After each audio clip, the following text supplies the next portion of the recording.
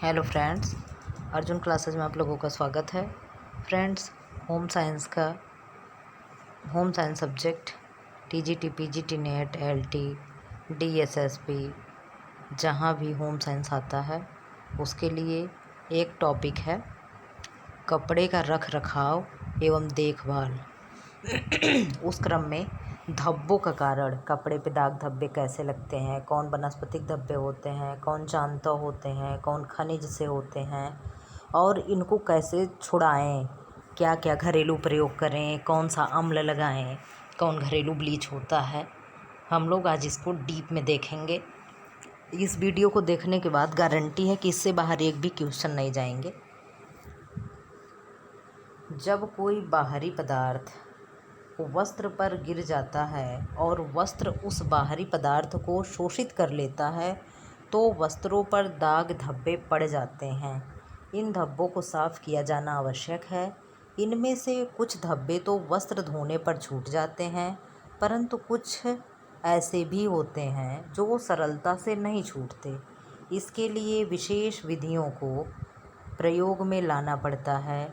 धब्बे कुछ विशेष प्रकार के पदार्थों से पड़ जाया करते हैं।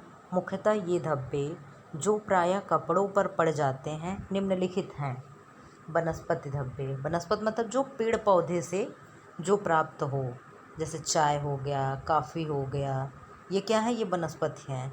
अभी जामुन खाइए, जामुन का ही दाग लग जाए।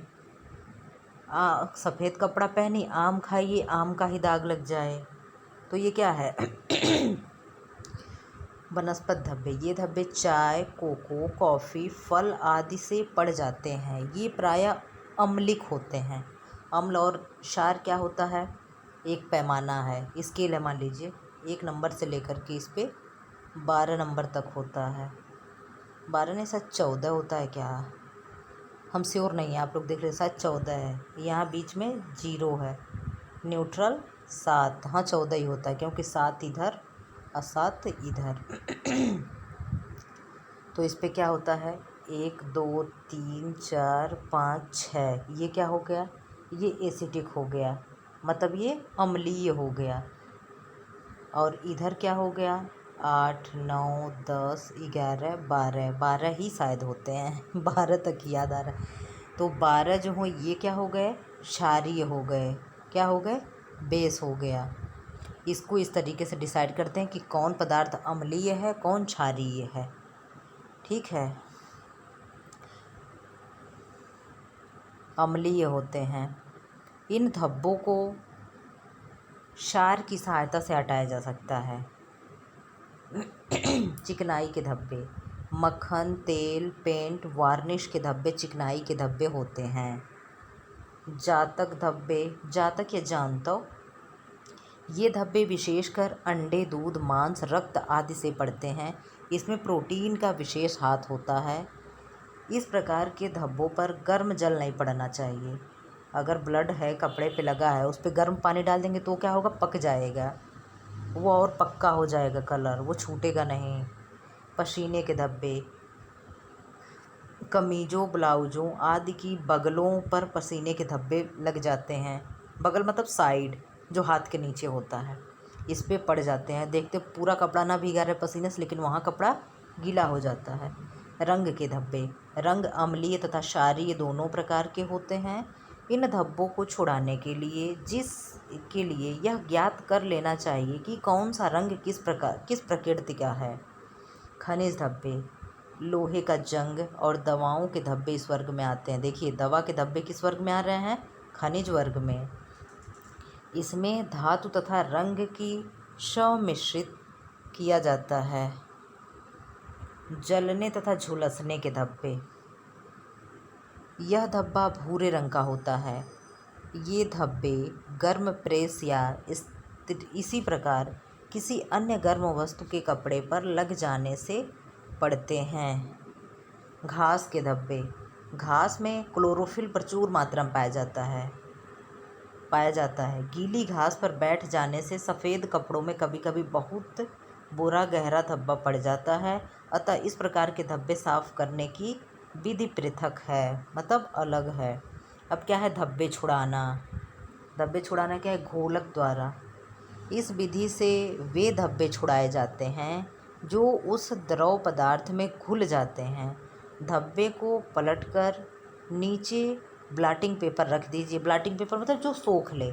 ब्लॉटिंग पेपर रख दीजिए। यह किसी घोलक यानी जैसे कार्बन टेट्राक्लोराइड, पेट्रोल, तारपीन। हमारे घर में पेट्रोल उपलब्ध रहता है तो हम लोग क्या करते हैं, कोई दाग धब्बा लगती है तो पेट्रोल ही निकाल लाओ, थोड़ा साफ़ कर दें, या तो नींबू रगड़ देते हैं। यही कुछ हम लोग 1-2 उपाय करते हैं। पेट्रोल, तारपीन, मिट्टी का तेल को रुई से धब्बे की पीठ पर मल दीजिए, मतलब जहाँ धब्बा लगा हो उस पर रगड़ दीजिए। इससे किसी प्रकार की हानि वस्त्रों को नहीं पहुँचती है। ये सामान्यतः हम लोग करके देखे भी हैं, इससे कुछ होता नहीं है। अब क्या है? रासायनिक विधि।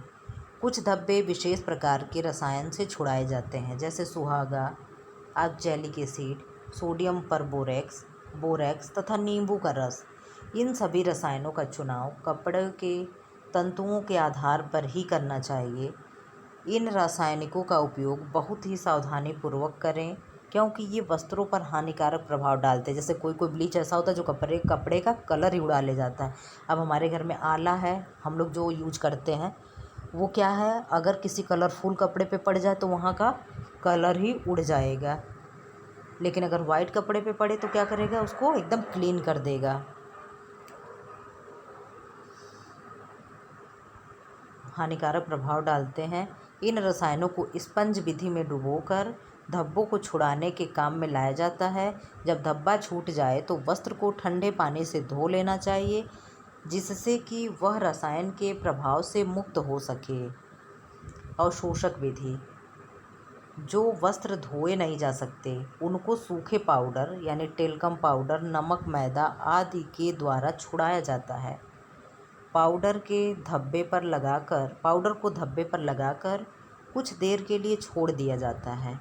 इस पाउडर को ब्रश से झाड़ लिया जाता है। धब्बे को साफ करने के लिए यही प्रक्रिया बार बार दोहरानी पड़ती है। अब विभिन्न प्रकार के धब्बे। साग सब्जियों के धब्बे।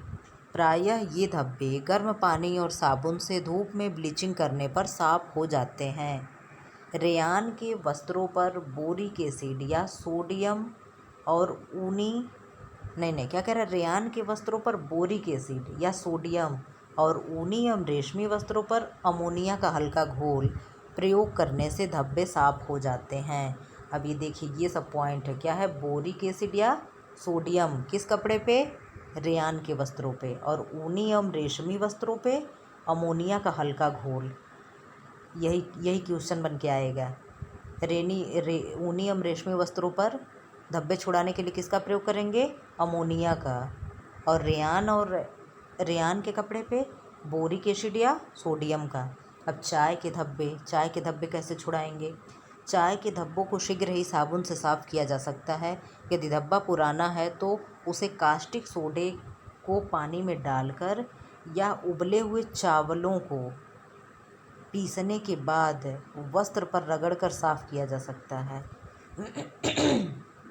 अंडे का धब्बा क्या है? अंडे का ताज़ा धब्बा कास्टिक सोडा मिले गर्म पानी में साबुन के साथ धोने से साफ़ हो सकता है।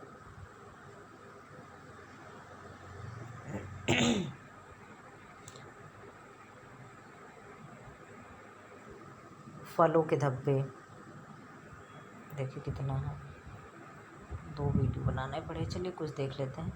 क्या है? फलों के धब्बे कैसे छूटते हैं? फलों के धब्बे, यदि वस्त्र सूती है, क्या है? यदि वस्त्र कॉटन है तो उस पर नींबू और नमक रगड़ना चाहिए या उसे मट्ठे के घोल में भिगोना चाहिए। यदि वस्त्र रेशमी है तो धब्बे को अमोनिया के ठंडे घोल से साफ करके पानी और साबुन से धोना चाहिए। हल्दी का ताज़ा धब्बा कास्टिक सोडा मिले गर्म पानी में साबुन के साथ धोने से साफ़ हो जाता है। पुराना धब्बा ब्लीचिंग पाउडर के हल्के घोल, हाइड्रोक्लोरिक एसिड या स्पिरिट से छूट जाता है। मक्खन का धब्बा, ऊनी और रेशमी वस्त्रों पर टेल्कम पाउडर पेट्रोल या बेंजीन लगाकर गुनगुने पानी और साबुन से धोने पर मक्खन का धब्बा साफ हो जाता है। नीली स्याही का धब्बा। प्रायः ऐसा धब्बा नींबू और नमक रगड़कर धोने से साफ हो जाता है। यदि धब्बा ऐसे साफ न हो तो धब्बे को मट्ठे या दूध में भिगोकर उस पर 1 भाग टाटरी और 2 भाग फिटकरी का घोल रगड़ने से धब्बा साफ हो जाता है। अब लाल स्याही का धब्बा। लाल स्याही का धब्बा कैसे छूटेगा? लाल स्याही के धब्बे को बोरेक्स या जेबेल वाटर के घोल में भिगोकर ठंडे पानी और साबुन से धोना चाहिए। यदि धब्बा साफ न हो तो अंडे की सफ़ेदी मलने से धब्बा साफ हो जाता है। किसकी? लाल स्याही की। अब काली स्याही का धब्बा कैसे छूटेगा?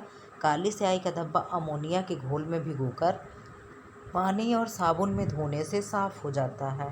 कत्थे का धब्बा। बोरेक्स, प्याज का रस, हरी मिर्च, पका हुआ अमरूद, कच्चा आलू, कच्चा आलू भी कपड़े रगड़ने के दाग छुड़ाने के लिए काम आता है, आदि रगड़ने से या वस्त्र को कच्चे दूध में धोने से कत्थे का धब्बा छूट जाता है। अब मिट्टी का धब्बा एक देख लेते हैं, फिर नेक्स्ट वीडियो में देखेंगे, वीडियो बड़ा हो जाएगा। मिट्टी का धब्बा क्या है? अल्कोहल या कच्चा आलू पीसकर रगड़ने से मिट्टी का धब्बा साफ हो जाता है।